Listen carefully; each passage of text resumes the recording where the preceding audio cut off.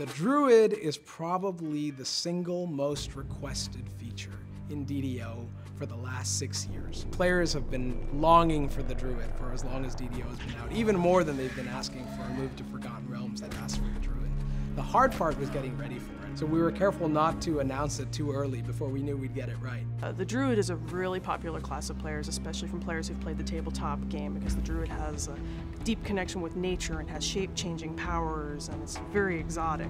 So when players play a Druid in DDO, we're wanting to try to capture a lot of that. It's not just going to be, well, I suddenly look like a different creature. You're going to feel like the creature. When you're in as a Druid, if you're sneaking around, your wolf's going to put his ears down and creep along the ground, or if you could be jumping, your wolf is going to jump and have a tail flapping, or if he swims, he's going to get a nice dog paddle. So the idea is when you transform, you're not just looking different, you feel different when you play the Druid. A Druid is a jack of all trades in some ways. They're capable of doing many different, filling many different party roles, but not necessarily all of them at the same time. They'll have to specialize to decide whether they are primarily a melee DPS type of character in a wolf form, or they want to be a tank in a bear form, or some sort of a caster, either a healer or offensive caster in one of the elemental forms, or even their basic humanoid form. The number of the different abilities that they have access to vary greatly based on which form they're in. So the form selection is one of the biggest things that will change how you're playing the Druid.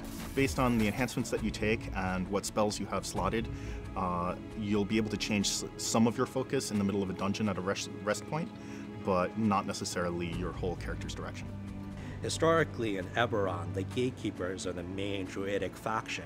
They were responsible for stopping a couple of major invasions from extraplanar armies. So when portals from alien planes open up, the Gatekeepers come on the scene and they figure out how to close the portal. This is very important for the storyline of the expansion pack, because Loth herself, she's opened up a portal from her plane of the Demon Web to try to attack Eberron.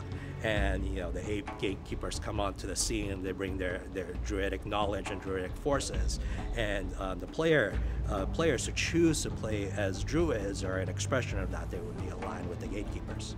We had to create the shape-shifting technology, the pet system for them, and a whole new magic system for them, which is a pretty big undertaking. And ultimately the stars aligned, and players will see a lot of Druids coming to DDO starting this summer.